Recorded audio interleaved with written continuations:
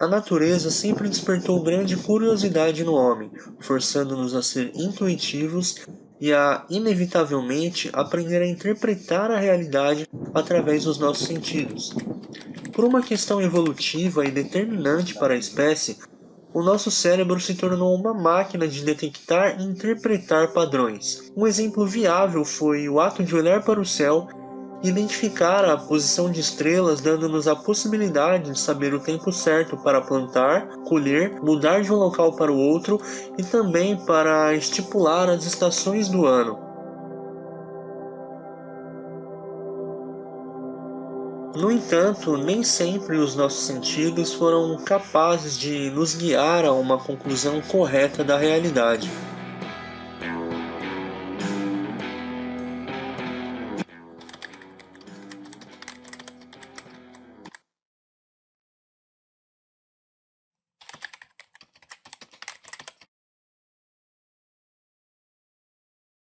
Aristóteles era um filósofo grego que esteve aqui por volta de 384 a.C.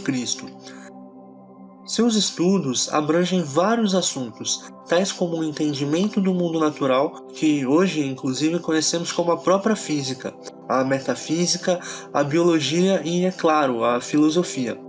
Como citado no início, de forma inevitável fazemos o uso da nossa percepção sensorial para entender a realidade. Essa capacidade foi essencial para que pudéssemos evoluir, mas nem sempre se mostrou confiável e precisa. Veja só, neste exemplo, Aristóteles chega a concluir que uma pedra em relação a outra, caso ela seja maior, esta atingirá primeiro o solo. À primeira vista, pode parecer verdade. No entanto, hoje, na atualidade, nós sabemos que não, que esta afirmação está errada.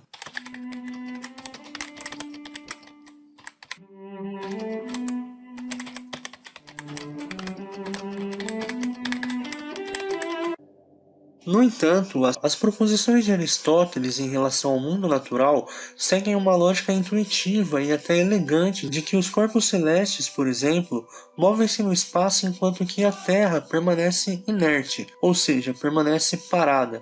Ao observar o céu, na tentativa de compreender melhor a realidade, percebe que o Sol nasce de um lado e se punha do outro. E como nós podemos imaginar, esse padrão sempre se repete. E claro, é óbvio que ele iria concluir que a Terra está parada e o Sol e os demais planetas orbitam a Terra, no que ele chamou de... A sua ideia perdurou por quase 2 milênios, tornando-se a base das religiões, um dos pilares mais contundentes que qualquer um que viesse a dizer algo contra ia ser severamente punido. Essa ideia claramente nos coloca no lugar privilegiado do universo, uma vez que a Terra é o centro, isso dá a nós uma certa importância, mas como já sabemos, uma importância ilusória, dado aos próximos descobrimentos que nós vamos falar aqui.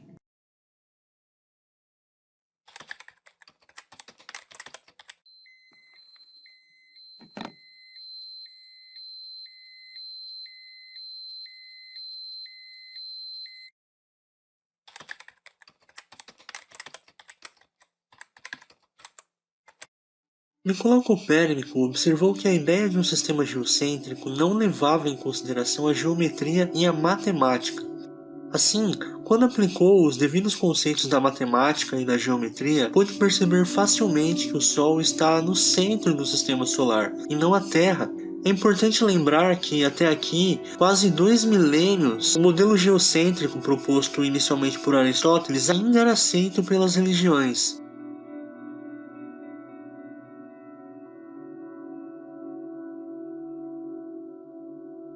Além de Copérnico constatar, através da matemática, a real geometria do sistema solar, propõe que as estações do ano, o dia e a noite, seriam consequências diretas da posição da Terra em relação ao Sol, considerando o seu movimento de rotação e translação. Copérnico chamou o seu modelo de modelo heliocêntrico, onde, em oposição à proposta não verificada de Aristóteles, indica que o Sol estaria no centro do sistema solar.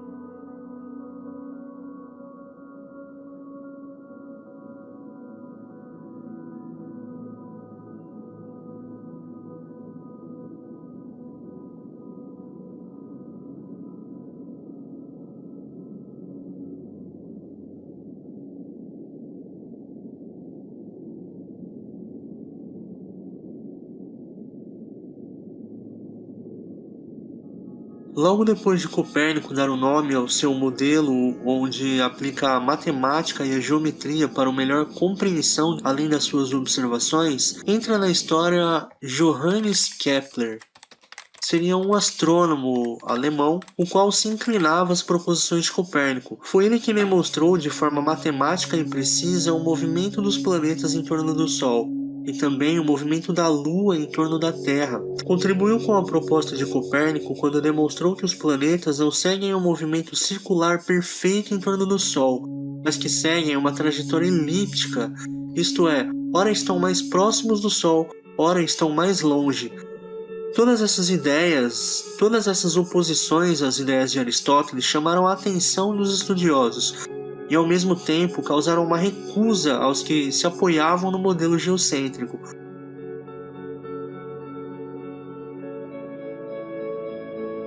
Foi em meio a este cenário que o astrônomo Galileu Galilei entra na história para se unir à posição de Copérnico e Kepler, visando de uma vez por todas derrubar as propostas de Aristóteles.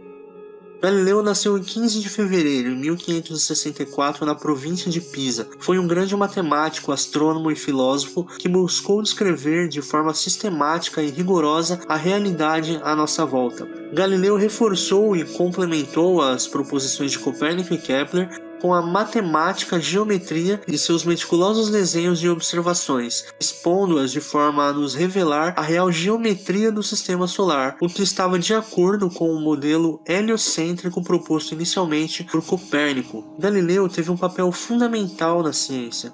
É imprescindível compreender o seu papel para a revolução científica. Sua contribuição para o avanço tecnológico foi indispensável, começando por uma ideia que mudou toda a história da cosmologia. Foi quando decidiu usar uma luneta que até então teria sido utilizada apenas com o objetivo de observar o horizonte dos mares para detectar a chegada de navios e olhar para o céu. Ele percebeu que os corpos celestes poderiam ser estudados se houvesse como aprimorar a luneta, e foi exatamente o que ele fez. Ele não leva os créditos por ter criado o primeiro telescópio. No entanto, 2 anos depois da primeira tentativa, em 1609, ele criou um telescópio com um aumento de 30 vezes mais. Além disso, seus trabalhos tiveram um papel central na revolução científica, não só as suas observações dos astros, mas o seu conjunto de contribuições como, por exemplo, os primeiros estudos sistemáticos do movimento uniforme acelerado. A base dos princípios da inércia e o conceito de referencial inercial, e estudos experimentais em relação à aceleração dos corpos em queda livre. Os feitos citados até aqui deram grande notoriedade a Galileu, e além disso é necessário dizer que foi Galileu Galilei quem deu origem ao método científico que conhecemos hoje. No entanto, já sabemos a credibilidade do sistema geocêntrico para as religiões da época. Até então, antes de Galileu se juntar a Copérnico e Kepler, a religião e a ciência caminhavam juntas. No entanto, ao expor a sua posição oposta às proposições de Aristóteles, a qual nos deixava em um lugar privilegiado do cosmos, a Inquisição demonstrou grande recusa e revolta, levando o nosso genial astrônomo à prisão domiciliar. A prisão de Galileu Galilei foi um momento exato de ruptura entre religião e ciência. A partir daí, a ciência e a religião passaram a ser mecanismos individuais com objetivos diferentes.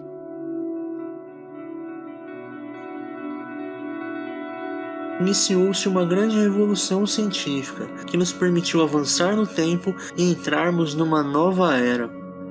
E foi nesse cenário que Galileu irá arriscar-se em compreender uma misteriosa força do universo que com certeza te é bem familiar. Mas isso ficará para uma próxima.